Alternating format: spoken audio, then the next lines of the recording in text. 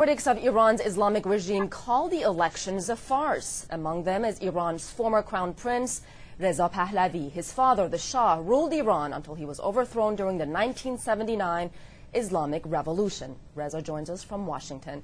Reza, the reality is these elections that happen on Friday, they're really not going to change anything, are they? I'm sorry, Asya, I didn't catch, I couldn't hear My very well. question was the parliamentary elections in Iran, they're really not going to change anything, are they?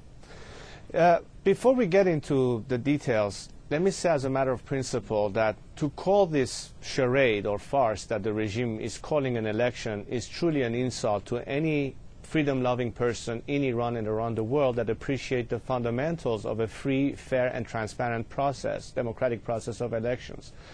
For long, we have seen that the elections are really conducted in a way that candidates are predefined or pre-selected or have to go through a filtering mechanism. There's no opportunity for advertisement or for political debate. Political parties are banned from forming. So in essence, it's a mockery of it all.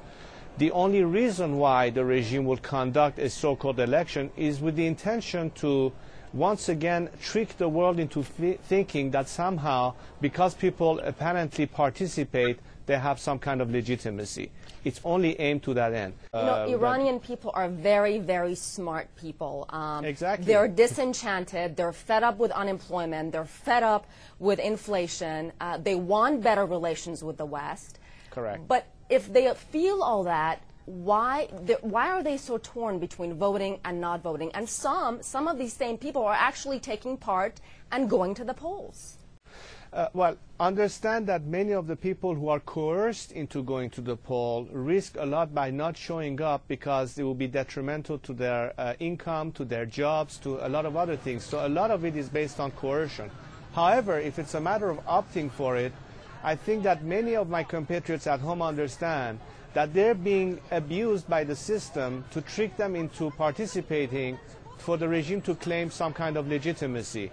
Therefore, a boycott, which was called by many and I think demonstrated a low turnout despite what the regime is claiming, is indicative of the fact that they are no longer going to play into the hands of this regime.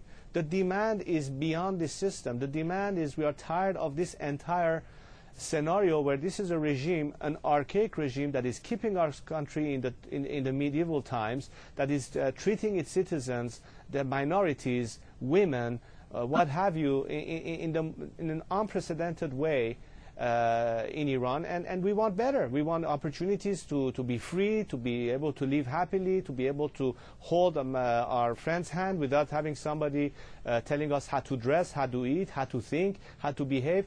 To be truly equal under a system of justice. So Reza, what is the solution here? What needs to be done to have the kind of system you're talking about?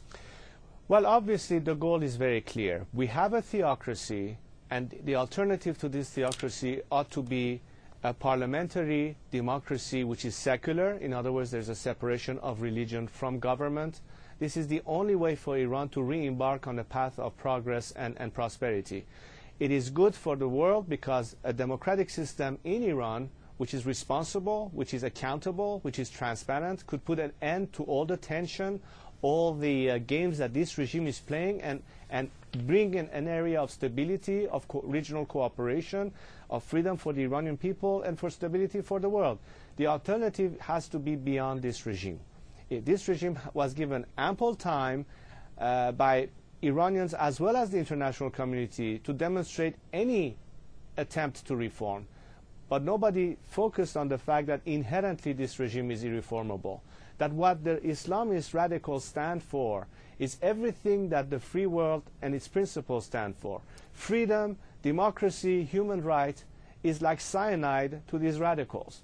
And in order for them to succeed and survive, they had to defeat the free world which stands to this principle. Reza, I know so the Iranian people want to be on the right side of the equation. It's a long and complicated story, and I know what you're saying. There are lots more questions I wanted to ask you, but unfortunately we're out of time. Thanks for being with us today. Thank you, Asya.